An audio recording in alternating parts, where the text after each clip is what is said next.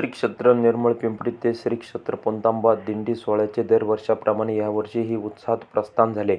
या दिंडी सोहळ्यातील वारकऱ्यांना महंत आत्माराम गिरीजी महाराज यांनी हरिद्वारहून शुभेच्छा दिल्या आहेत. दिंडीत नाचत गात हरिनामाचा गजर होत आहे.